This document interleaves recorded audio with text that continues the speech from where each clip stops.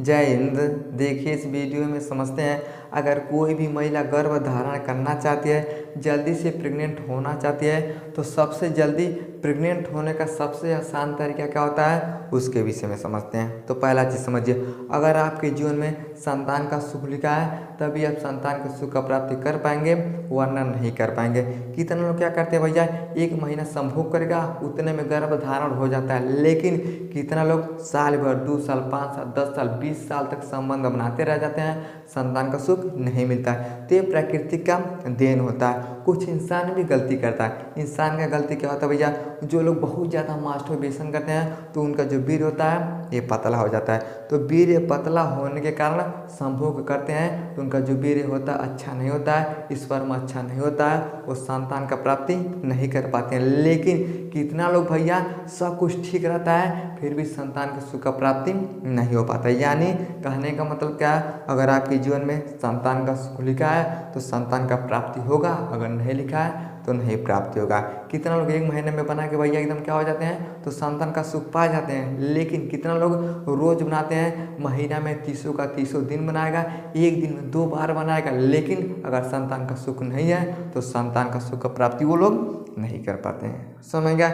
लेकिन अगर सब कुछ ठीक है तो सबसे जल्दी प्रेग्नेंट होने का आसान तरीका क्या होता है उसके विषय में समझते हैं। लेकिन सबसे पहले आपके बॉडी को समझना होगा। देखिए, महिला का बॉडी अलग होता है, पुरुष का बॉडी अलग होता है। महिला के अंदर क्या होता है भाई, अलग चीज़ बनता है, पुरुष के अंदर अलग चीज़ बनता है। लेकिन जब मेल और फीमेल संभोग करते हैं तभी जाके एक संतान का उत्पत्ति होता है। तो सबसे पहले हम मेल और फीमेल के बॉडी के विषय में समझते हैं। अब ध्यान समझिएगा, इससे हम बोलते हैं फीमेल जनांग, इसे हम बोलते हैं मेल जनांग। तो सबसे पहले मेल जनांग के विषय में समझते हैं। अब ध्यान समझिएगा, इसे हम बोलते हैं टेस्टिस। क्या बोलते हैं तो टेस्टिस बोलते हैं। टेस्टिस के अंदर क्या बनता है, इसे हम बोलते हैं स्पर्म। क्या बोलते हैं तो स्पर्म बोलते हैं। जो स्पर्म होता है ये जीवित कोश का होता है। क्या होता है, जीवित कोश का होता है। एक चीज़ समझ में आ गई, यानी यही स्पर्म में क्या होता है तो संतान का उत्पत्ति करवाता है। लेकिन कैसे करवाता है अब समझिएगा।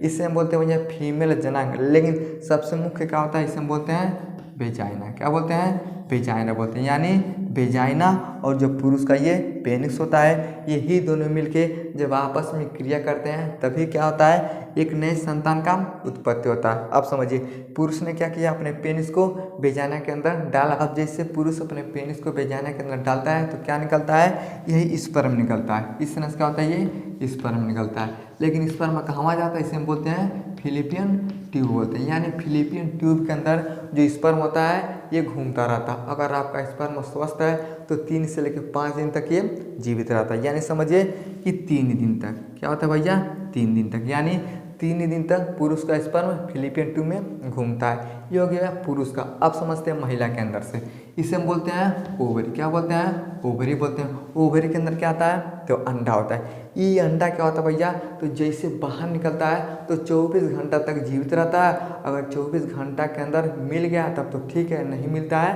तो ये मर जाता है। अब समझिए, 3 दिन तक स्पर्म जीवित रहा और 24 घंटा यानी 1 दिन तक क्या जीवित रहता है तो अंडा, यानी 1 दिन तक ही। तो 3 और 1 क्या हो गया भैया तो 4 दिन, यानी 4 दिन का खेल होता है कि महिला गर्भ धारण कर सकती है। अभी 4 दिन का खेल क्या है तो उसके विषय में समझते हैं। लेकिन हर महिला में जो मेंस्ट्रुअल साइकिल होता है अलग अलग चलता है। कितना महिला में 28 दिन का रहता है, कितना में 30 दिन, कितना में 32 और 35, यानी 35 दिन से ज़्यादा और 25 दिन से कम नहीं होना चाहिए। लेकिन 100 महिलाओं में से 90 महिला का जो साइकिल होता है 28 दिन का होता है। यानी 28 दिन के अंदर महिला क्या हो सकती है तो प्रेग्नेंट हो सकती है। लेकिन ये जो ससुरा ओवरिया होता है ये 28 दिन के गैप में काम करता है। यानी 1 महीना हई काम करेगा तो हई बंद हो जाएगा, जब ई काम करेगा तो ई बंद हो जाएगा। अगर किसी महिला में अगर एक ठोरा ओवरिया है तो सिंपल सा बात है कि 2 महीना में केवल 1 बार चांस होगा उसका प्रेग्नेंट होने का। समझेगा। अभी 4 दिन के खेल के विषय में हम आसानी समझते हैं। अब समझिए, हई हो गया स्पर्म, हई हो गया अंडा। अब हई दोनों का बात छोड़ दीजिए, अब इसके विषय में हम ध्यान से समझते हैं। अभी 4 दिन का है, इसी के विषय में हमें समझना है। तो सबसे पहले समझिए, एक ओवुलेशन का समय होता है। ओवुलेशन का समय कब होता है तो हर पीरियड के 14वें दिन। जैसे मान लीजिए 1 तारीख को अगर महिला में पीरियड आ गया, क्या गया पीरियड, तो ओवुलेशन का समय कब होगा तो 14वां दिन, यानी 14 दिन पे आता। अगर मान लीजिए अगर 3 तारीख को आ गया तो फिर 14 दिन जोड़ दीजिए, यानी 15, 16, 17, यानी 17वें दिन क्या होता है तो ओव्यूलेशन का समय होगा। अगर किसी महिला में पीरियड अगर 5 तारीख को आ गया तो इसका ओव्यूलेशन का समय कब होगा तो 5 दिन जोड़ दीजिए, 14, 5, 18, यानी 18 तारीख को क्या होता है तो ओव्यूलेशन का समय होता है। अभी ओव्यूलेशन क्या होता है तो ओव्यूलेशन के दिन ये क्या होता है तो ओवरी से अंडा बाहर निकलता है। अब जैसे ओवरी से अंडा बाहर निकला आपका स्पर्म घूमेगा क्या होता है तुरंत मिल जाता है। अब जब मिल गया तो संतान का उत्पत्ति हो जाता है। समझ गया, यानी ओव्यूलेशन के दिन को हमें देखना होता है। अगर पहली तारीख को पीरियड आ गया तो 14 तारीख को क्या होता है अंडा बाहर निकलेगा, 3 तारीख को आ गया तो 17 तारीख को अंडा बाहर निकलेगा, 5 तारीख को हो गया तो 18 तारीख को क्या होता है ये अंडा बाहर आता है। समझ गया, अब समझिए हई हो गया एग यानी अंडा हो गया, इसे हम बोलते हैं स्पर्म। ये कहाँ घूम रहा है यानी फिलिपियन ट्यूब में ये घूमता रहता है। अब समझिए अगर मान लीजिए अगर पहली तारीख को पीरियड आता है तो कितना दिन तक रख सकता है, या तो 5 दिन या तो 7 दिन। तो सिंपल सा बात है भैया, 1 तारीख से लेके 7 दिन तक आप संतान का उत्पत्ति नहीं कर सकते हैं। और इसमें 2 जोड़ दीजिए यानी 2 दिन, यानी 9 दिन का ऐसा समय होता है आप संतान का उत्पत्ति नहीं कर पाइएगा। लेकिन जैसे 10 तारीख आ गया तो 10 तारीख के बाद आप संबंध रोजाना बना सकते हैं। अगर आप रोजाना नहीं बना सकते हैं तो चौथे दिन आपको संबंध बनाना सबसे ज़रूरी हो जाता है। अगर चौथे दिन भी संबंध नहीं बनाते हैं तो 100% आप संतान की उत्पत्ति कभी नहीं कर सकते हैं। यानी पीरियड जैसे ख़त्म होता है तो पीरियड के ख़त्म हो जाने के 2 दिन बाद भी बच्चा नहीं रुकेगा। समझिए अगर पहली तारीख को आया तो 9 तारीख तक आप संबंध नहीं बनाइएगा। कितना लोग बनाते भी हैं कोई दिक्कत नहीं, लेकिन 10 तारीख के बाद आपको संबंध बना लेना चाहिए। आप काहे बनाना चाहिए थोड़ा उसके विषय में हम जान लेते हैं। मान लीजिए ये बीच में अंडा बेचारा क्या होता है ये 24 घंटे का इसके अंदर भैया टाइम होता है, 24 घंटे के अंदर मिलेगा। अब समझिए अब 14वें दिन अगर ओव्यूलेशन हो रहा है आप क्या करते हैं 10 तारीख को संबंध बनाते हैं। अब 10 तारीख को संबंध बनाइएगा तो 3 दिन तक ही घूमेगा, यानी 13वें दिन तक ही क्या होता है भैया घूमता रहता है। लेकिन अब 13वें दिन के बाद अगर 5वें दिन संबंध बनाते हैं यानी 15वें दिन, तब तो भैया दिक्कत हो गया। क्या हो गया क्योंकि जिस दिन ओव्यूलेशन का समय होगा उसी दिन अंडा बाहर निकलेगा। अगर 10 तारीख को बनाते हैं तो 11, 12, 13 नहीं बनाते हैं फिर भी आपको चौथा दिन बनाना पड़ेगा, यानी 14वें दिन आपको बनाना पड़ेगा। अब 14वें दिन बनाइएगा तो सबसे ज़्यादा चांस होगा स्पर्म और अंडा एक साथ मिल जाएंगे। समझ में गया।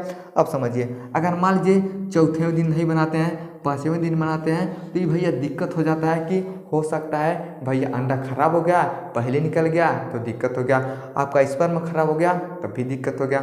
लेकिन मान लीजिए भैया किसी महिला में 2 तारीख को आया तो इसका ओव्यूलेशन का समय कब होगा यानी समझिए 16वें दिन। अब 16वें दिन होगा तो समझिए अगर 2 तारीख को आएगा तो यानी 5 दिन और 7 दिन, यानी 9 और 2 11 दिन। 11 दिन संतान का उत्पत्ति नहीं होगा, लेकिन आप 12वें दिन के बाद संबंध बना सकते हैं। अब जैसे 12वें दिन बनाइएगा तो 13, 14, 15 गैप हो सकता है, लेकिन फिर 16वें दिन आपको बनाना पड़ेगा। काहे बनाना पड़ेगा क्योंकि 16वें दिन क्या होता है ओव्यूलेशन का समय हो जाता है। अगर ओव्यूलेशन के समय के दिन संबंध बनाइएगा तो 100% क्या होता है गर्भधारण हो जाता है। समझ क्या काहे हो जाएगा। अब मान लीजिए भैया कि काहे नहीं होता उसके विषय में थोड़ा समझिए। अगर पहली तारीख को आया है तो 10 तारीख को आप संबंध बनाते हैं, यानी 10 तारीख को आपने संबंध बनाया, आप क्या करते हैं आप गैप कर देते हैं, चाहे कहीं चले जाते हैं, आपको टाइम नहीं मिल पाता। अब पता चला भैया आप आइएगा 15 तारीख को, अब 15 तारीख को आइएगा तो 5 दिन का गैप हो गया।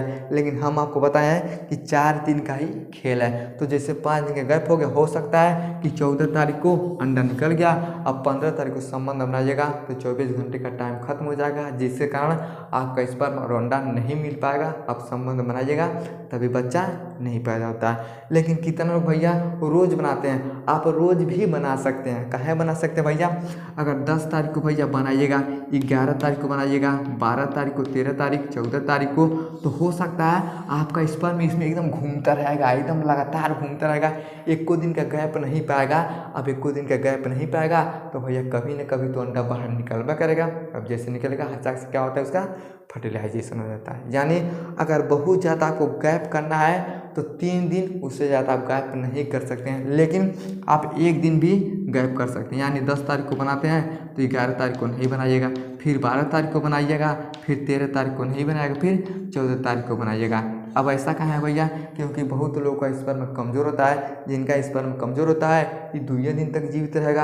अब जब 2 दिन तक जीवित रहेगा बेचारा तब वो दिक्कत हो जाएगा। इसलिए जैसे स्पर्म खत्म हुआ फिर संबंध बनेगा, फिर स्पर्म चला गया, फिर स्पर्म खत्म हुआ फिर ये चला गया।